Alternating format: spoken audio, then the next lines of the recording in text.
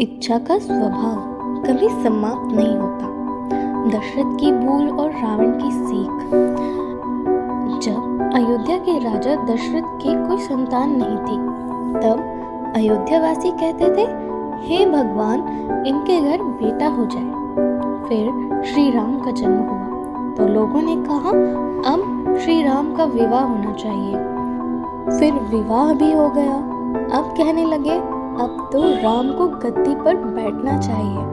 मनुष्य की इच्छाएं कभी पूरी नहीं होती। एक के बाद एक लोग दशरथ के पास पहुंचे और उनकी प्रशंसा करने लगे। महाराज, आप तो पृथ्वी के सबसे श्रेष्ठ राजा हैं, कोई आप जैसा नहीं है। राजा दशरथ को थोड़ा आश्चर्य हुआ, इतनी प्रशंसा, कुछ तो बात है। उन्होंने सोचा, आईने में खुद को देख लो। जब दुनिया तुम्हारी तारीफ करे तो रुककर खुद को देखना जरूरी है। क्या मैं वाकई उस प्रशंसा के योग्य हूँ? दशरथ ने खुद को शीशे में देखा और उन्होंने पाया कि उनके कान के पास के बाल सफेद हो चुके हैं। श्रवण समीप है, सिद्ध केसा, मनहु जरपन अस उपदेशा।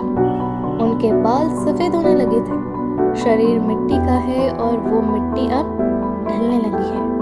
यह संकेत था निवृत्ति का। ईश्वर संकेत देता है कि जब दांत गिरते हैं, बाल सफेद होते हैं, तो समझो अब स्वाद के पीछे नहीं, साधना के रास्ते पर चलना है। ठीक वैसे ही जैसे किसी संगीत सभा में जब अंत में राग भैरवी गाई जाती है तो श्रोता समझ जाते हैं कि अब सभा समाप्त होने वाली है।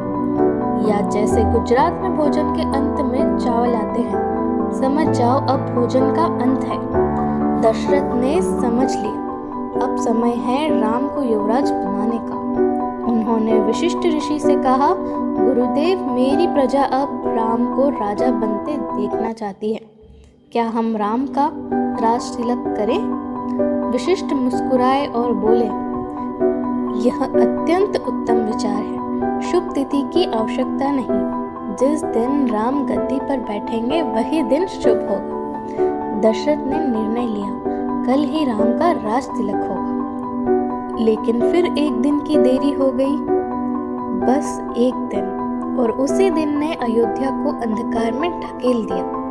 कभी कभी एक दिन की देरी संपूर्ण जीवन को बदल देती है।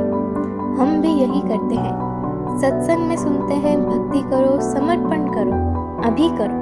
हम करते हैं, हाँ जरूर करूँगा, लेकिन अभी नहीं, अगले महीने, अगले साल। यही सबसे बड़ी भूल होती है।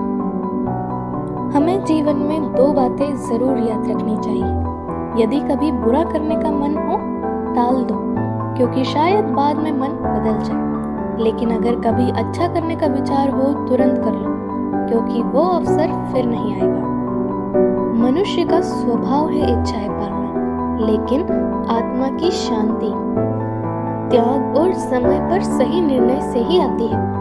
आज अगर तुम कुछ अच्छा करना चाहते हो तो अभी करो, कल पर मत टालो। तो प्यारे दोस्तों, अगर आपको यह कहानी पसंद आई हो तो इसे साझा जरूर करें और अपने भीतर झांकें। मैं आपसे फिर मिलूंगी एक नई कहानी और एक नए उद्देश्य के साथ। तब तक के लिए राधे राधे।